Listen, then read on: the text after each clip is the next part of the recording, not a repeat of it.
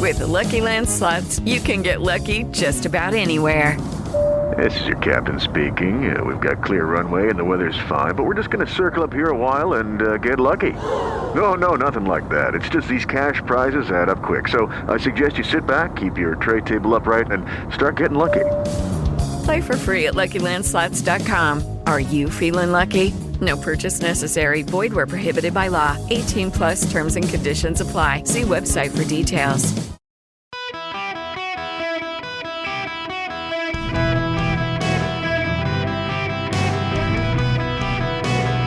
Welcome to the Eric Erickson Show Podcast, Hour 3. Hello, it is Eric Erickson here. It is my show. Welcome. The phone number, 877-973-7425. I got a guest in studio with me now. Try not to have performance anxiety. Okay, I have been promising this story to you, and so let me Google here. Bad host here. Schrodinger's cat. I'll just read you the Wikipedia entry. In quantum mechanics, Schrodinger's cat is a thought experiment that illustrates a paradox of quantum superposition. In the thought experiment, a hypothetical cat may be considered simultaneously both alive and dead as a result of its fate being linked to a random subatomic event that may or may not occur. The thought experiment was devised by physicist Erwin Schrödinger in 1935 in a discussion with Albert Einstein to illustrate what Schrödinger saw as the problem of the Copenhagen interpretation of quantum mechanics. The scenario is often featured in theoretical discussions of the interpretation of quantum mechanics. That's a fancy way of saying if you look at the cat is dead. If you don't look at the cat is fine and alive. Schrödinger's cat. I'm assuming that Schrödinger had to be a German. Austrian, okay. Nonetheless, Schrödinger's cat. This was Schrödinger's election because there was no red wave. So Tracy in my office was walking down the hall on election day. She says, "It's going to be as good as you say it is." I said, I'm looking at the turnout numbers. It is going to be a good night for the GOP. And then it doesn't look like it was. It actually is an election where everybody on both sides lost, which is kind of cool because no one really saw it coming. And now after the election's over, everyone's like, well, where the hell was this red wave?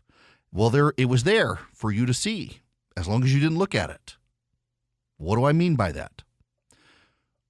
Well, every county in America shifted to the GOP. There are over 5,000 counties in America. Every single one of them, including Los Angeles County, shifted to the GOP. But here's the problem. In the congressional districts with the narrowest margins, the GOP did worse than in the districts where Joe Biden won big. So essentially what happened is the GOP took a Biden plus 3 seat and made it a Biden plus 1 seat, and the Democrats held it. And the GOP took a Biden plus 10 seat and made it a GOP plus 1 seat.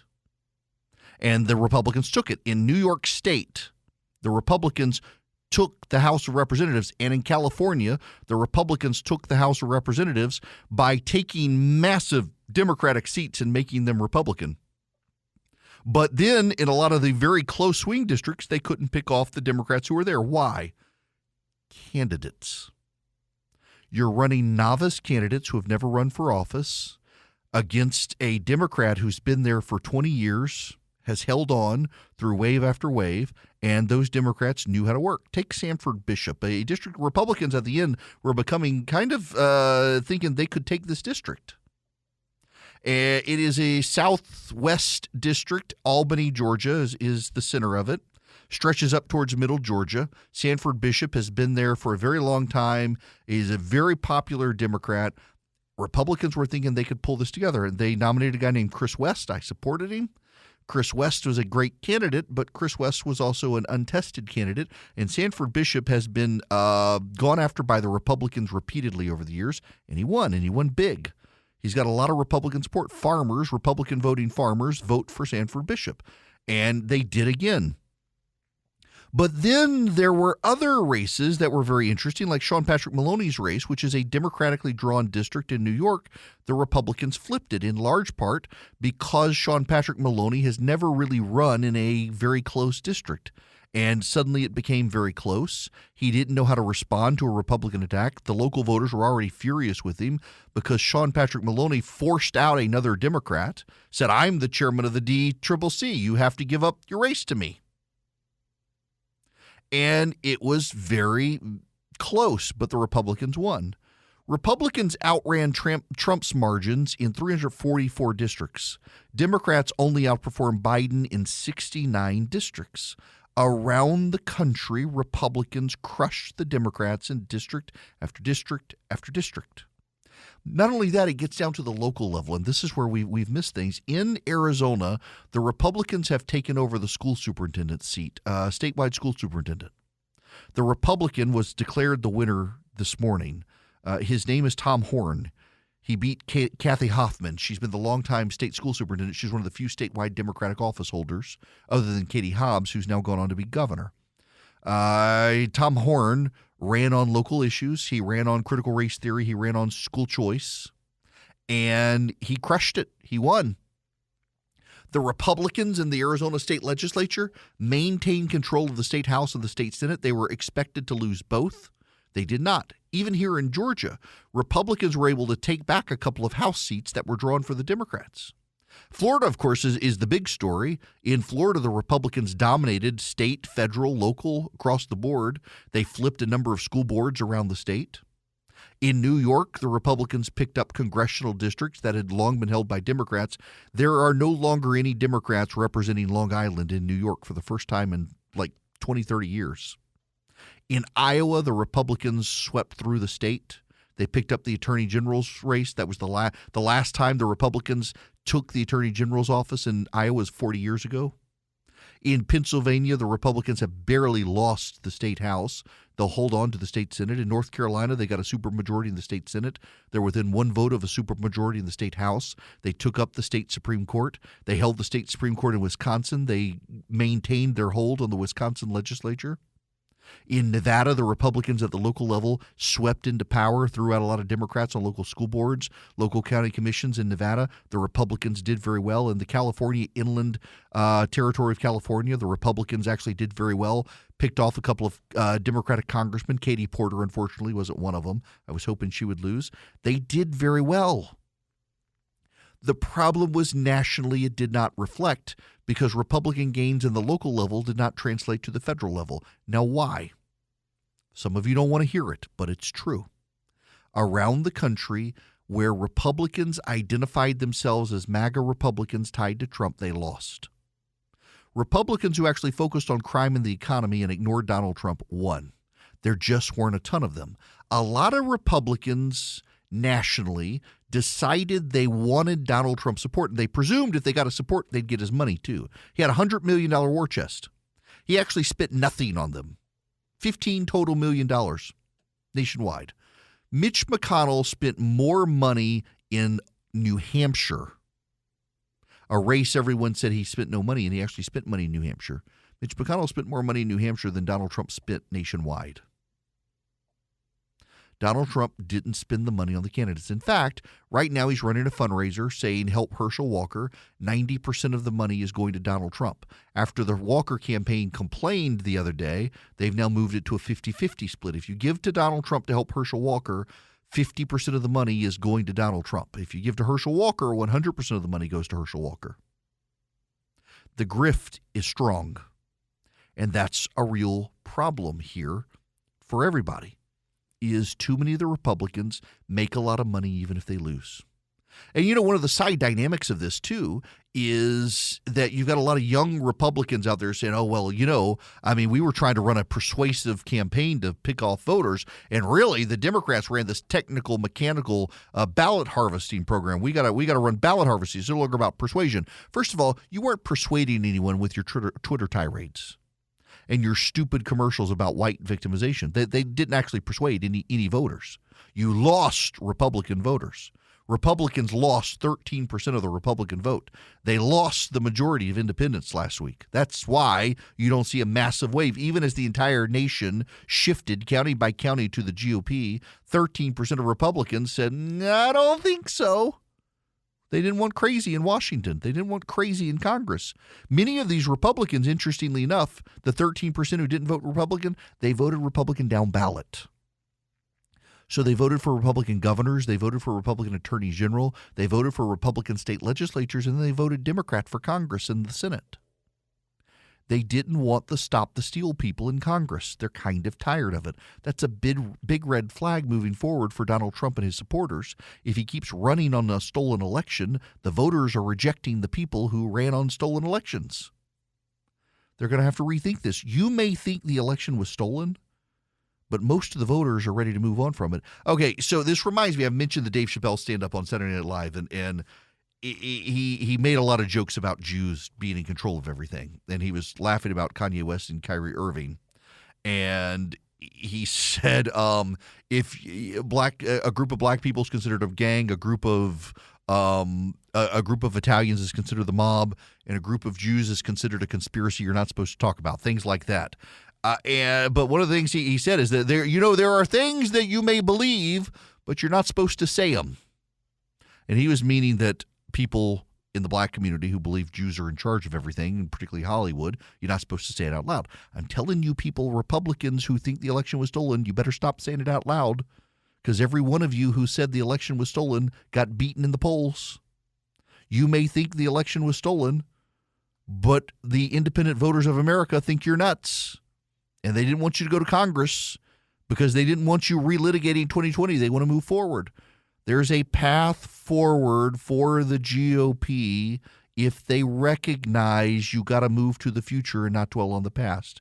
You may think the election was stolen. My God, I hear from you people all the time. You send me angry messages attacking me for not believing it. I'm just telling you, the bulk of the independent voters out there, they voted Republican across the nation, just not for the people who believe the election was stolen. If you want to win, you got to give that up. The other thing you got to do is you got to abandon this idea that the early vote is going to be stolen from you. You know, this gets me back to these neo-GOP young guys who are like, we thought we had to persuade people, and actually you got to go out and beat people down and get their absentee ballots. Where the hell have you people been? I ran campaigns for a living for a very long time. It is mechanical. It is persuasive, but it's also mechanical. It is process. You go out, you find the people who you can get to vote. You try to get their absentee ballots. You try to get them to fill out the vote. You try to get them to early voting. You try to do this. In 2000, George W. Bush won the election and lost the popular vote. He won the Electoral College, much like Trump in 2016. In 2004, the Bush campaign said, we are going to win early voting in the absentee ballot game. And they built an entire operation over 4 years, and it worked. And they gained the popular vote in 2004. What did Donald Trump do in 2020? He came out and said, don't go vote early. They're going to steal it. Don't you vote absentee. You got to go show up on Election Day. Meanwhile, the Democrats were out there harvesting votes. They were beating on people's doors saying, hey, you want an absentee ballot? Let's fill out your form. We'll get it. We'll come back in 3 days. Make sure you get your absentee ballot and fill it out. You can say they shouldn't do that. You can say they should not, but they are. And we're not going to put the early voting genie back in the bottle. I see all these Republicans say, we need to get rid of early voting. Actually, no, you're not going to. So instead, go harness your early vote operation. Don't give up on that. You've got to have a path forward. And I've got to tell you, you're talking yourselves out of winning. You can get it right in Georgia. Go show up and vote in Georgia. Talk yourselves into winning instead of talking yourselves out of winning. Your state of mind matters. But get over 2020. It's a non-starter with independent voters who are willing to vote for Republicans if they think they're not crazy. And their number one sign of thinking you're crazy is you're dwelling on 2020 instead of the future. I want to tell you guys a little about a group I've been working with, Americans for Prosperity. Maybe you've heard of them. They're the largest grassroots network in the country, fighting to expand freedom and opportunity so that we can unleash prosperity in America again. Here's what I like about Americans for Prosperity. They focus on building movements at the community level, not Washington, D.C. That's actually how I first came to know them, in Georgia, helping rise up the Tea Party movement in 2010. They understand we're not going to find solutions in Washington. We got to take power out of Washington. That's going to have to come from Americans like you outside the Beltway bubble. That's why I'm excited to partner with Americans for Prosperity to provide an effective platform where we can talk to our fellow Americans and advocate for solutions to the most critical challenges facing the country. I encourage you to learn more about Americans for Prosperity by going to americansforprosperity.org/Eric. Welcome back. It is Eric Erickson. By the way, I got my buddy, the pig farmer, just texted me. Let me just read you his email. I told you this was going to happen. I predicted it, and it has come true. There's an ad running. It is Donald Trump for 20 seconds from Mar-a-Lago. From his announcement endorsing Herschel Walker. It is this clip from his Mar-a-Lago speech. Despite the outcome in the Senate, we cannot lose hope. And we must all work very hard for a gentleman and a great person named Herschel Walker, a fabulous human being who loves our country and will be a great United States Senator. Herschel. That clip is playing all over Georgia's airwaves, and then it goes to stop Donald Trump, stop Herschel Walker, go vote for Raphael Warnock. It is exactly what I predicted was going to happen. They are using Donald Trump to try to beat Herschel Walker here in Georgia. Walker, by the way, was on Fox. He had this to say about Warnock. Right now, people are living in filth. There's been dead bodies found there. He's been evicting people for rent. Well, I built a very successful business, and yet in 2 short years as a senator, he's failed Georgia. He's voted with Joe Biden 96% of the time, which means that they're headed in the wrong direction. That's the reason we got this high inflation. We got crime on the street, open border. He voted to put men and women in sports. So after hearing all that, who's ready to be a senator? And it's not Senator Warnock. He's already proved that he don't represent Georgia. And I'm the man to represent Georgia right now. That was Herschel Walker on Fox going after Raphael Warnock. He started with the issue of Warnock's housing project in Atlanta that's not doing so well. Let me go to the phones real quick. David, I want to take your phone call real quick. Welcome to the show. Hey, Eric. How you doing? Good. How are you? Oh, not too bad. Hope your wife does well. She's doing great. Thank you. All right. Hey, I just wanted to run this by you real quick. What's going to be more beneficial for the country and the party in the long run?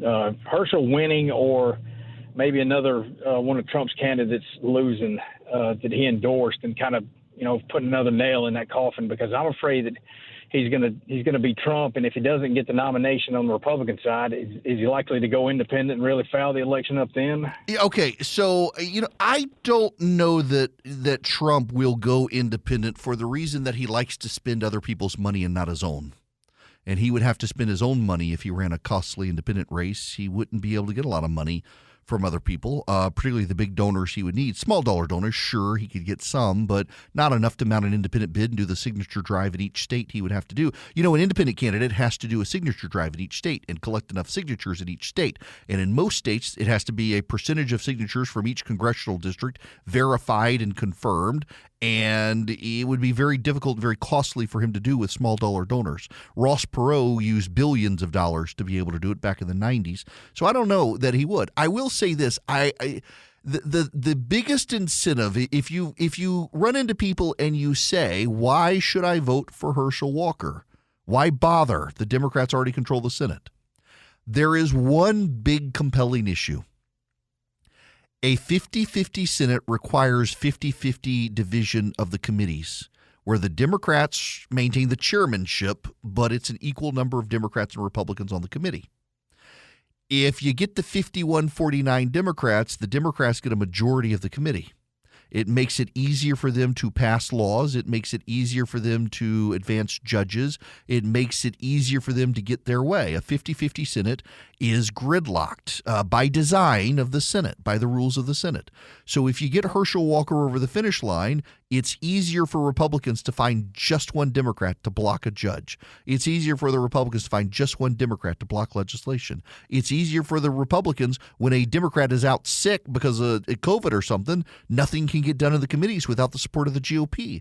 It makes it easier to obstruct the Democrats' agenda if you get Herschel Walker elected to the Senate. And long term, that matters. When it comes to stacking the judiciary, that really, really matters. You don't want the Democrats to fill up all those available seats, so when the next Republican president comes in with a Republican Senate, they don't have any judges to put up there. I mean, they want to roll back the Dobbs decision. It becomes easier for them to do in a situation like this. So I would go make sure they keep the Senate 50-50. Hope that's persuasive. 877-973-7425 when we come back. Hello there. Welcome. It is Eric Erickson here. The phone number is 877-973-7425. Should you wish to be on the program, we need to go take some calls. Chip, you are up next. Welcome. Hey, Eric. I hope your wife's doing a lot better, and happy Thanksgiving. I did have an idea here that everybody, or all Republicans around the country, should look at. We need to get behind Herschel Walker and get him elected, because at what's happened to Manchin up in West Virginia, I think it'd be really easy for us to be able to work with him and have him take on more of the Republican things, because I think he just got the wrong end of the deal with the Democrats. Well, I would be careful with Manchin. Manchin is a Democrat. He has no intention of jumping ship from the Democrats, and in so doing, he set up the GOP for some failures over the Green New Deal stuff. I mean, he kind of set the GOP up for that failure over Build Back Better. I think the GOP, Patrick Morrissey is actually a friend of mine. He's the Attorney General in West Virginia. I think he's going to challenge Manchin. And I don't know that Manchin is going to run again either. He's getting up in age. This kind of goes back to the Nancy Pelosi thing. It's just time for the octogenarians to let go of power. Now, I got to tell you, I got an email from a listener a little while ago, and let me find the email. I had it. He was saying, don't hand power over to Gen X, because Gen X was a bad generation, and I got issues with that because guess what generation I'm in? But one of his points was that, well, you can't hand it over to Generation X because they're the first generation of video games and internet porn. I will have you know I was in college when the series of tubes known as the internet came around. Now, there was CompuServe and Prodigy and AOL back in the day, but it was all dial-up. It was very slow. You did not get Pornhub. That took a little while. That's the millennials. The millennials are the ones you're thinking about. Generation X, we would be perfectly fine in power right now. We have undone the damage from the boomers. Our parents are really more the silent generation. The millennials are the baby boomers' kids, and the silent generation, that one that came after the greatest generation but before the baby boomers, they're the ones who gave you Generation X, my generation, more or less. And we're good people, and we should be in charge. In fact, we've sat back and waited our time to take over, and now, my friends, is our time. Now, Richard, you're going to be up next on the Eric Erickson Show. Welcome. Eric, thank you. As much as I need to be doing other things, I cannot resist listening to your show and making this phone call, because I have followed Georgia politics since 1960, and I'm now 69 years old. Here's an astounding thing that happened to me 2 days ago. I noticed two women walking through our neighborhood. I assumed it was for some commercial thing. A woman came to our door, and she told me she asked if I was going to vote, and I said yes. If I'm not dead, I'm going to vote. And long story short, I assumed that she was a Dem and that she was canvassing for Warnock. No, she and her friend from the Midwest have come to Georgia to walk around and drum up votes for Herschel. It blew my mind, Eric. Good for them. That's great. Yeah. We need more like that. So I do an endorsement for Americans for Prosperity, and I actually am a big fan of the organization. They really helped get the Tea Party off the ground back in 2009, 2010. They've actually been training activists around the country to do that sort of door knocking, to be able to come in from out of state, to be able to, they take care of them, house them, find people to house them, do door knocking, try to get people out to vote. They've been doing a very good job of it. And I would really encourage folks to be involved. And again, this isn't a plug. It is just to tell you that that's what they do. It's one of the things they do. Also, reach out to the Walker campaign. If you want to volunteer, reach out to the Walker campaign itself. We got to get the man across the threshold. We got to get a 50-50 Senate. It would be the best thing for us if we could. Now, I had to pivot and get into FTX because there's more data out there. So the guy, I think he's trying to play himself up as an idiot. He had a conversation with a reporter for Vox, the left-wing journalism site, and unloaded all of his burdens. And then the reporter took the screenshots of the DMs and ran them all. And he's like, "Oh my gosh, I can't believe my private conversations were revealed." Wait until his FBI informant friend starts talking about him, or his SEC friend starts talking about him. For those of you Georgia fans, that would be the Securities and Exchange Commission, not the Southeastern Conference. So Sam Bankrupt Fried, that's what we're going to go with at this point. He is the FTX chairman who essentially is claiming he was too stupid to know how to keep his businesses separate. And people were pouring money into his research firm, supposedly to make trades on FTX, which is a crypto exchange. And in the process, they used the investor money to fund the Democrats, among other things. Now, I do have to note here, Ben McKenzie, if you ever watched the OC on the CW, or if you watched, the Batman TV show Gotham, he played Jim Gordon. He and I do not see eye to eye on the world. We were chatting last night because he is big on highlighting what a bad deal crypto is and raising awareness about people losing their money in crypto. And he said, FTX and some of these other companies have been pouring money into Republicans and Democrats alike in Washington to try to shape regulations that are favorable for them.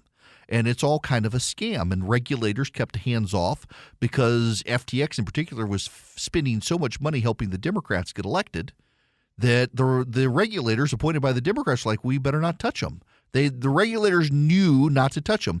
I would submit to you, instead of having investigations into Hunter Biden, the Republicans could be better using their time investigating why regulators kept so hands off from FTX and these other cryptocurrency deals where people are going to lose money. But one of the things that the FTX guy said, Sam said, is that wokeness is a scam. This idea of the altruism of the wokes, you say the shibboleths of the left, and it buys you credibility and it buys you friends. They give you a pass to do things. It was all a PR scam. He's essentially admitting wokeness, like woke corporations, it's all a scam. He had the highest ranked ESG score. He ranked his company, ranked higher than ExxonMobil in ESG, ranked higher than any energy company in ESG, ranked higher than most finance companies with the ESG scores. And he admitted to this reporter it's all basically BS. It is, you do these things, you say these things, you make the right contributions, the media gives you a pass, the regulators give you a pass, everybody gives you a pass. And so you're doing it to look good. Well, ironically, this story came out the same day the Washington Post runs this story. Before FTX collapse, founder poured millions into pandemic prevention. Most of those initiatives have come to a sudden halt. Sam Bankman-Fried, then the 28-year-old cryptocurrency entrepreneur, and his brother Gabe, a 25-year-old congressional staffer, said the pandemic provided them with something else, an opportunity to make a difference. Harnessing the enormous wealth created by FTX, the cryptocurrency exchange that Sam Bankman-Fried had founded, They undertook a project to spend potentially billions of dollars on pandemic prevention, a long-neglected priority on Capitol Hill, even amid the coronavirus crisis. The plan, drawn from the brothers' adherence to a philosophy called effective altruism, sought to maximize philanthropic giving in the way that could have the most impact. They literally, this guy Sam Bankrupt Fried admitted to this reporter that it was all PR, that it was all to make them look good. It was all to give them a pass in the press. He admitted this in text messages. And on the same day that comes out, the Washington Post like, oh, poor us. We're losing his money. He was such a good guy. He was going to fund these things. They're giving him a pass. They're the mark. This is, y'all, I mean, this is predictable. At least he finally put it in writing. All of these companies that are out there doing this stuff, Disney and the rest of them going all woke, the banks that are refusing to do business with gun companies going all woke, it's all designed to give them good press from the left. If you just didn't play the game,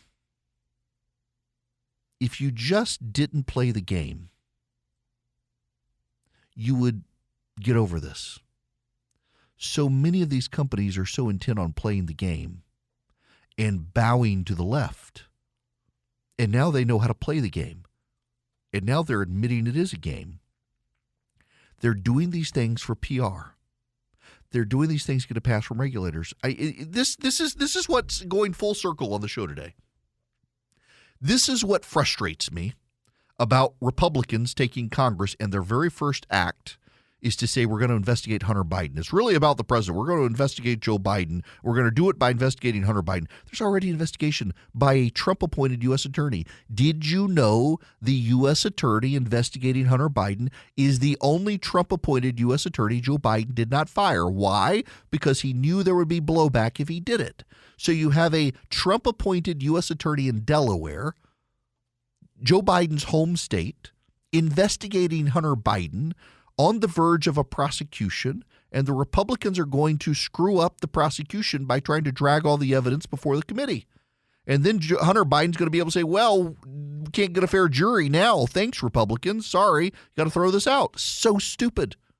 Here's where you should be investigating. This guy in his text messages literally admits he did all of this PR stuff so that regulators would turn a blind eye, so that Democrats and Republicans would turn a blind eye. You've got cryptocurrency traders pouring money into Republican and Democratic campaigns so that they can shape the regulations. The foxes guarding the henhouse, funding the building of the henhouse, including the back door that they can get in sight unseen, where the regulators give them a pass and turn a blind eye. This is what's happening in Washington. I will tell you what this makes me think again. This sets up a Republican who is not from Washington, running furiously against Washington. It's like Donald Trump. It goes back to the Dave Chappelle comedy bit the other day that Donald Trump was an honest liar. Donald Trump came out of the House, looked us all in the eye, and said, all the corrupted stuff you think is going on in the House is going on in the House. All of the insider trading you think is happening is happening. All of the tax deals you think are happening in the smoke-filled room are happening. It's all real. Everything you believe about Washington is real. Now I'm going to go back in there and keep doing it. Have a Republican, a governor, run against this culture in Washington. Blast the House GOP. Go after them for making their number one priority investigating Hunter Biden, not investigating how a cryptocurrency exchange was able to steal billions of dollars from people to fund the Democrats and other causes. Investigate Hunter Biden. Don't investigate how the FBI is going after random Americans. Don't do that. Investigate Hunter Biden. Investigate Hunter Biden. Don't investigate how the Wall Street companies that track businesses are giving ESG scores to try to drive up business and get them out of helping gun manufacturers and the like. Don't worry about that one.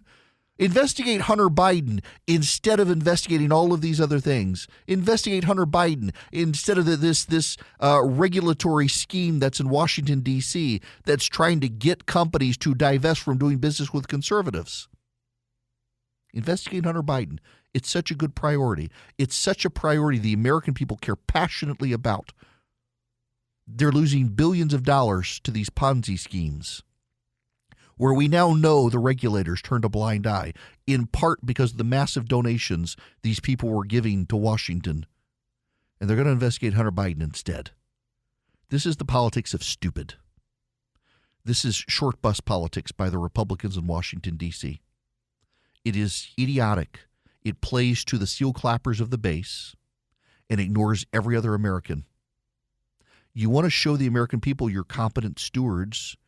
You go after the stuff that most Americans care about. And believe it or not, you may care passionately about Hunter Biden. Most people couldn't give a damn. They're worried about making ends meet.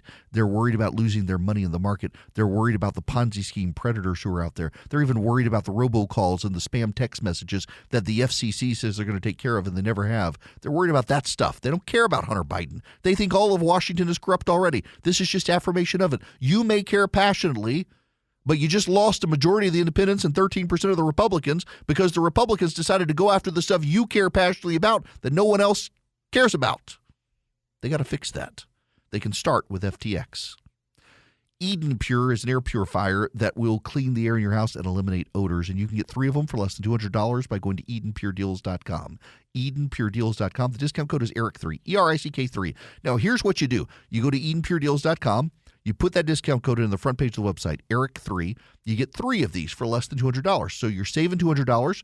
You get all 3 for less than $200. You get free shipping, and they not only trap the pollen and the dust, the mold, the mildew, the bacteria, the viruses that are floating in the air. It's filterless. You don't have to get a filter subscription. You just wipe it out on occasion. But not only that, this is the way I use it. I plug it in when it stinks. So you've been smoking in your car. You don't want your wife to know about it. You plug in the Eden Pure in the car with a USB cord, gets rid of the odors. You're in a hotel room and it stinks. You plug in the Eden Pure Thunderstorm, it wipes out the odors. You've been cooking shrimp in the kitchen like I did. Fire it up. Your wife, like mine, will never know you fried shrimp inside your house. It works. Litter box odors, pet odors, smoke odors, you name it. EdenPureDeals.com. The discount code is ERIC3, ERICK3. Well, let's talk about the gossip at the end of the day here. Here's Manu Raju on CNN about Kevin McCarthy. What did Congressman McCarthy have to say today about the former president announcing his run? Well, he wouldn't say if he would support Donald Trump. He was asked multiple times whether or not he would get behind Trump 2024. He would not say. In fact, he was asked about his speech. He said, I thought he gave a great speech, referring to that last night. And Anderson, that is in keeping with a lot of how Republicans are dealing with Donald Trump. A lot of them simply are not saying they are willing to get behind Donald Trump's third presidential bid, as they are hoping to essentially ignore the subject as long as possible until they have to respond. Ignore him. That's kind of what they're doing. Ron DeSantis was asked about this. Here's what he had to say. Now, look, I think we just finished this election. Okay, people just need to chill out a little bit. This is one of those weird sound ones. I don't want to play it because some of you won't be able to hear. Some of you will, and some of you won't. It's weird when it comes out of one channel. Some of you hear it, some of you don't. It's only coming out of the right channel. But he says, "Chill out." It's ridiculous. Look at the score from Tuesday night and chill out. Got a long way to go. It was the perfect remark. People are really obsessed about this. Y'all, we are still in 2020, not just in 2022. We are November 17th, 2022. For God's sakes, do we really have to do this right now? The only reason we're doing this is because one old man down in Florida is upset that a bunch of billionaires told him they want to give their money to someone else. And he's trying to jump out ahead of everything and start a small dollar donations, which he can't do without filing the paperwork. And so he filed the paperwork and made his announcement, and he wants people to give him the money. Literally couldn't raise money. Here's the thing. So he has a super PAC. Trump has a super PAC. Super PAC dollars cannot be spent on the candidate. It's under federal election rules. He can't spend the super PAC money on himself. So he had to go file his presidential disclosure and start a campaign fund and now ask all the donors to move their money over there. He's got to ask them individually. They have to consent. He's got to do it. But he's really upset about the fundraising. He realized he couldn't spend it on himself, so he had to go start and then declare he's running for president. Really? It's November of 2022. I'm exhausted already. With Lucky Land Slots, you can get lucky just about anywhere. Dearly beloved, we are gathered here today to... Has anyone seen the bride and groom? Sorry, we're here. We were getting lucky in the limo and we lost track of time. No, Lucky Land Casino, with cash prizes that add up quicker than a guest registry. In that case, I pronounce you lucky. Play for free at LuckyLandSlots.com. Daily bonuses are waiting. No purchase necessary. Void where prohibited by law. 18+. Terms and conditions apply. See website for details.